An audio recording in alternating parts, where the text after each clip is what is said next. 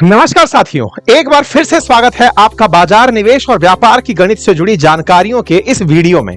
आज हम बॉन्ड निवेश से जुड़ी जानकारियों की इस वीडियो सीरीज में एक और नए और महत्वपूर्ण विषय पर चर्चा करने वाले हैं, जो कि हाई रिटर्न बॉन्ड इन्वेस्टमेंट से जुड़े रिस्क से संबंधित है। साथियों, आज का हमारा ये टॉपिक काफी हद तक हमारे बहुत से दर्शकों के सवाल से जुड़ा है, क्योंकि बॉन्ड निवेश की जानकारियों से जुड़े पिछले वीडियोस पर हमारे बहुत से दर्शकों ने बॉन्ड डिफॉल्ट या डिफॉल्ट बॉन्ड को लेकर के काफी कमेंट किए थे, जो कि बॉन्ड निवेश में काफी बार चर्चा में आता है। जितनी भी बार बॉन्ड डिफॉल्ट जैसा टॉपिक चर्चा का विषय बनता है, उतनी ही बार बॉन्ड में निवेश करने वाले लोगों के मन में बॉन्ड में निवेश करने के प्रति शंका पैदा हो जाती है। ऐसा क्यों होता है, इसे आप हाल ही में आई कुछ न्यूज रिपोर्ट्स की मदद से समझ सकते हैं। ट्रू कैप फाइनेंस बॉन्ड से जुड़ी एक खबर में बताया गया कि इनके बॉन्ड में निवेश करने वाले निवेशकों को 13% तक के फिक्स रिटर्न का भरोसा दिया गया था, लेकिन निवेश के कुछ समय बाद ही 18 जुलाई 2025 को बहुत सी रेटिंग एजेंसीज द्वारा ट्रू कैप फाइनेंस के 150 करोड़ रुपए की लागत वाले बॉन्ड को डिफॉल्ट बता दिया गया, जिसके पीछे का कारण था कि कंपनी अपने निवेशकों के ब्याज और मूलधन का समय पर नहीं दे पाई, जिसके बाद ढेर सारे निवेशकों के पैसे अटक गए। पिछले दिनों दूसरी ऐसी ही खबर यूरोप और अमेरिका के बॉन्ड मार्केट से भी सामने आई, जिसमें बॉन्ड डिफॉल्ट के बढ़ते नंबर्स को लेकर चिंता जताई जा रही है। अमेरिका में 2025 की दूसरी तिमाही में बॉन्ड का डिफॉल्ट रेट 5.5% पहुंच चुका था, जबकि यूरोप का हाई यील्ड डिफॉल्ट रेट फरवरी में 4% पर पहुंच चुका था। हालांकि भारत में बॉन्ड मार्केट के नंबर्स कुछ और ही कहते हैं। भारत में बॉन्ड मार्केट की परफॉर्मेंस पर नजर रखने वाली क्रिसिल के 10 साल के डेटा में बताया गया कि इंडिया में AAA, AA और A rated long term bonds का डिफॉल्ट रेट 1% से कम है, जबकि BBB रेटिंग वाले बॉन्ड्स में यह थोड़ा बढ़कर 2.49% हो जाता है।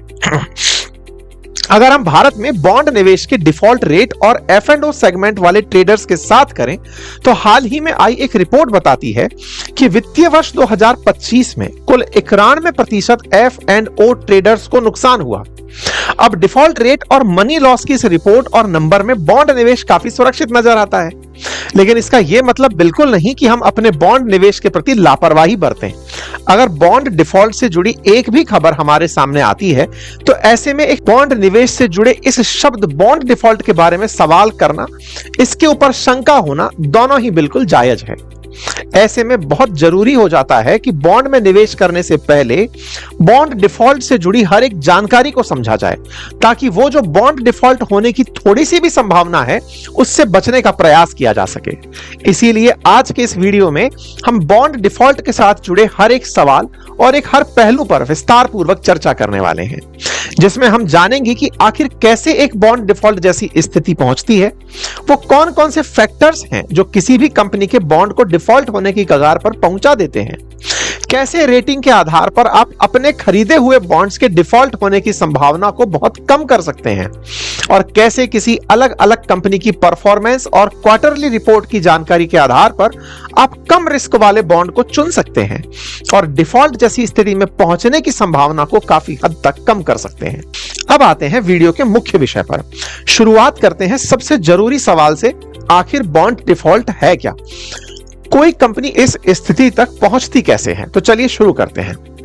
पिछली वीडियोस में बॉन्ड निवेश के बेसिक पर बात करते हुए मैंने आपको बताया था कि कोई भी कंपनी अपने बॉन्ड जारी करती है और निवेशक पैसे देकर उस बॉन्ड को खरीदते हैं, जिसके बदले कंपनी निवेशकों को हर साल 6 माही में ब्याज देती रहती है। बॉन्ड की मैच्योरिटी होने पर निवेशकों को पूरा पैसा लौटा देती है। लेकिन जब कंपनी अपने निवेशकों को दिए गए इस वादे को नहीं निभा पाती, या फिर यूं कहें कि कंपनी ना तो अपने निवेशकों को इंटरेस्ट दे पाती है और ना ही मैच्योरिटी पर उनका पैसा लौटा पाती है, इस स्थिति को ही बॉन्ड डिफॉल्ट कहा जाता है। ये ठीक वैसा ही है जैसे आपने किसी को उधार दिया, उसने आपसे कहा कि वो बाद में ब्याज समेत आपका पैसा लौटा देगा, लेकिन कुछ समय बाद वो पैसे वापस देने की स्थिति में ना हो, ऐसे में आपके पैसे डूबने की संभावना बढ़ जाती है। साथियों, ये तो हुई बात बॉन्ड डिफॉल्ट क्या होता है।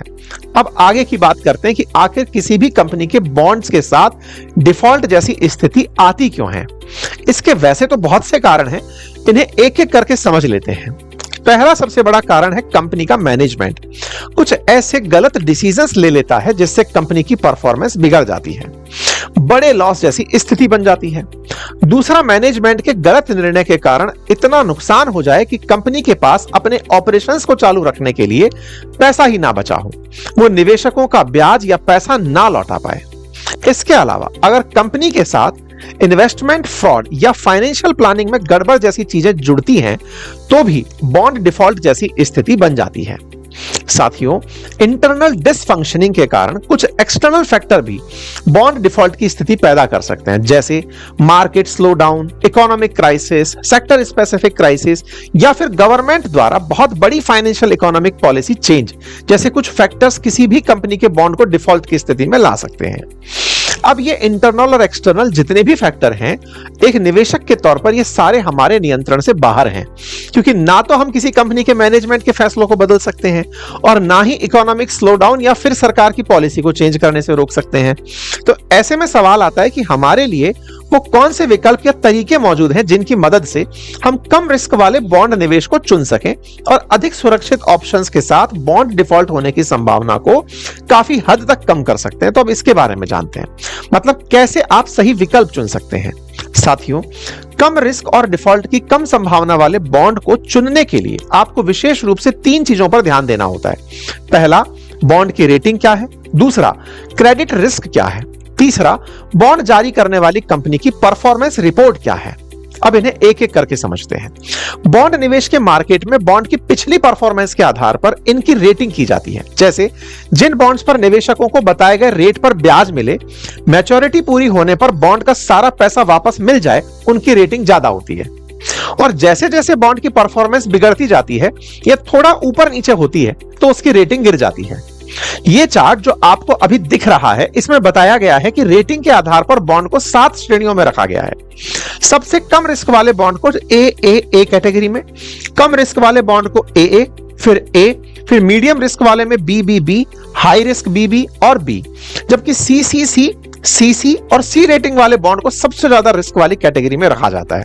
और डी रेटिंग का मतलब होता है कि बॉन्ड डिफॉल्ट हो चुका है। तो कम डिफॉल्ट रिस्क वाले बॉन्ड चुनने का सबसे आसान तरीका है कि उसकी रेटिंग को ठीक से देख लिया जाए। बॉन्ड की रेटिंग के आधार पर ही क्रेडिट रिस्क को कैलकुलेट किया जाता है, जिससे अच्छी रेटिंग उतना कम क्रेडिट रिस्क। अगर अच्छी रेटिंग के बाद आपको अपने निवेश में थोड़ा और सुरक्षित बनना है तो आपके पास दूसरा तरीका होता है कि आप बॉन्ड की रेटिंग देखने के बाद उनको जारी करने वाली कंपनी और बॉन्ड के टाइप पर ध्यान दे दो। कंपनी की पिछली परफॉर्मेंस को जांचने के लिए क्वार्टरली रिपोर्ट को पढ़ो। कंपनी की फाइनेंशियल रिपोर्ट्स में कैश फ्लो के बारे में देखो। अगर कैश फ्लो पॉजिटिव है तो कंपनियां बढ़िया से काम कर पा रही है। दूसरी चीजों में आप यह भी देख सकते हैं कि कंपनी पर ऋण कितना है। कंपनी द्वारा पहले जारी किए गए बॉन्ड पर इंटरेस्ट कवरेज रेशो सही है या नहीं। जो बॉन्ड कंपनी जारी कर रही है वो सिक्योर्ड है या अनसिक्योर्ड है, क्योंकि अनसिक्योर्ड बॉन्ड की तुलना में सिक्योर्ड बॉन्ड के साथ रिस्क काफी कम होता है। अब रेटिंग, क्रेडिट रिस्क और कंपनी की परफॉर्मेंस के अलावा बाकी 2 और चीजें हैं जिनका ध्यान रखकर आप अपने बॉन्ड निवेश के साथ जुड़े डिफॉल्ट रिस्क को काफी हद तक कम कर सकते हैं। पहला यह कि आप अपने पोर्टफोलियो को डाइवर्सिफाई करें, यानी अलग अलग रेटिंग वाले बॉन्ड्स में निवेश करें। दूसरा, 15 से 20% फिक्स रिटर्न का दावा करने वाले बॉन्ड में आंख बंद करके निवेश करने से बचें।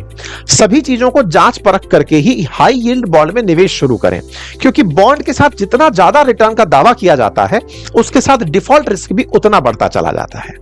तो साथियों, यह था बॉन्ड निवेश के ऊपर आज हमारा वीडियो, जिसमें हमने बॉन्ड डिफॉल्ट से जुड़ी जानकारी के बारे में जाना।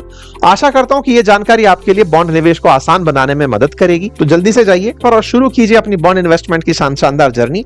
मैं मिलता हूं आपसे ऐसी ही दूसरी वीडियो के साथ। धन्यवाद।